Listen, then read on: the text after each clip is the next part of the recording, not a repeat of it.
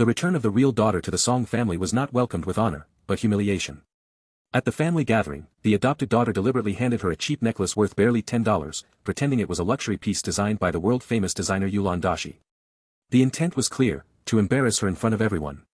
Instead of getting angry, the girl remained calm. She took out her phone and directly called Yulan Dashi. The room went silent. On the call, Yulan Dashi immediately exposed the lie. Furious that his name had been misused, he openly scolded the adopted daughter and announced a $5 million defamation lawsuit, calling it pocket money compared to the damage done to his reputation. The mother and elder brother were stunned.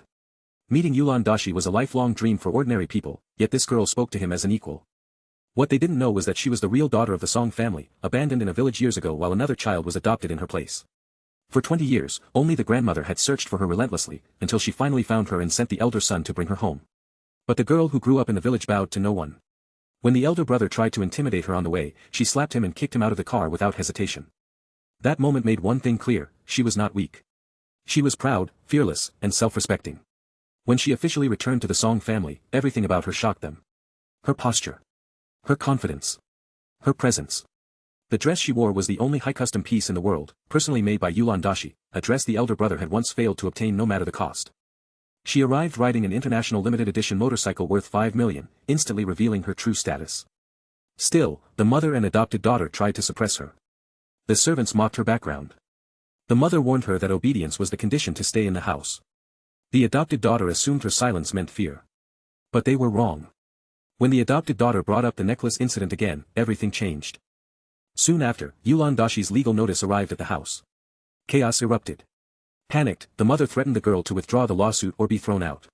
At that moment, the grandmother stepped forward and declared firmly that no one had the right to threaten the real granddaughter of the Song family.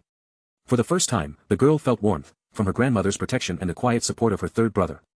When the mother and adopted daughter still refused to admit their mistake, the girl calmly twisted the iron necklace box until it snapped in half, warning them to choose their words carefully. But they didn't stop. Finally, she slapped the adopted daughter and made her stance clear: "I've stayed silent long enough." The mother complained to the grandmother, accusing the girl of disrupting the family. The grandmother responded coldly: if the adopted daughter couldn't afford the $5 million compensation, she would pay it herself. The mother was forced to cover the cost from her own pocket. The next day, the grandmother held a grand identity ceremony. In front of everyone, the girl's true identity as the real daughter of the Song family was officially announced. She made her entrance once again on the $5 million motorcycle, burning jealousy into the adopted daughter's heart. Though conspiracies still lingered, the girl made one thing clear: she had endured abandonment, humiliation, and injustice in the past.